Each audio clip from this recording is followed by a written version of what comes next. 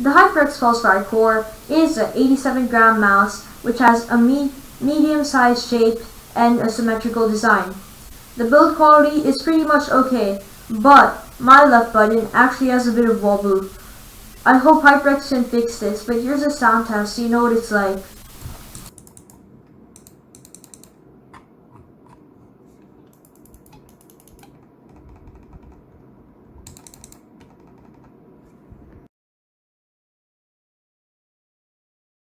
So I kind of showed the difference in the last part, showing you the button wobble and a normal click.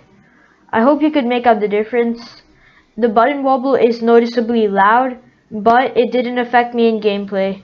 Now moving on to the scroll wheel, it's nice for gaming and browsing with a nice rubberized texture. It moves really smoothly. And the mouse has nice big skates to create easy gliding. I actually preferred this over many other stock skates on mice just because of the size, and it was so much easier to move the mouse around. It makes the mouse feel really light, lighter than it really is. But one problem I have is a 43-gram cable. Although it feels wireless, the cable does hold a very stiff position, so unless you can nicely put it around or find a bungee, it's really not going to be that great. I managed to hook it around my monitor because I do not have a bungee, and that works for me. Okay, so the RGB lighting can be adjusted in the HyperX Ingenuity software. There's not too much you can do considering it's just one logo at the back. The shape is a nice design, it's symmetrical. It's kind of like a Zowie ZA13 just with a big hump at the back. Similar to the hump on the G403, just that that one's ergonomic and this one's symmetrical. The mouse only has buttons on the left hand side. It could have been ambidextrous, but I actually prefer having on the left hand side because I'm right-handed. I'm not sure if many left-handed people want to buy this mouse. That was kind of a very obvious statement. Okay, whatever. Moving on. DPI buttons are kind of big and that makes it disruptive for me, especially when scrolling.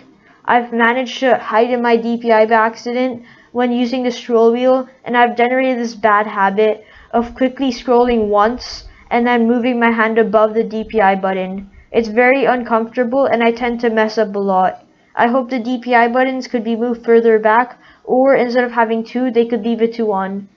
The two DPI buttons would be so much better if they added on the back.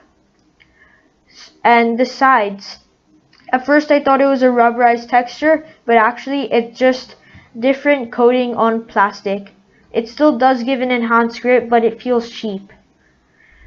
Overall, I think the mouse is great in terms of the shape because it was very comfortable, and HyperX did a good job staying safe. The scroll wheel, the side buttons weren't too bad, and the lighting was great. The mouse felt really nice, and one thing to add it up was the feet. Some things HyperX could improve on was maybe lowering the hump a bit, as it was kind of disruptive. HyperX could also work on the weight, because this was a great mouse, but in a great market, this mouse was overshadowed. It couldn't beat anything like the Model O or any Final Mouse products. It couldn't even beat Razer, Viper. It couldn't beat anything, and that's why no one buys this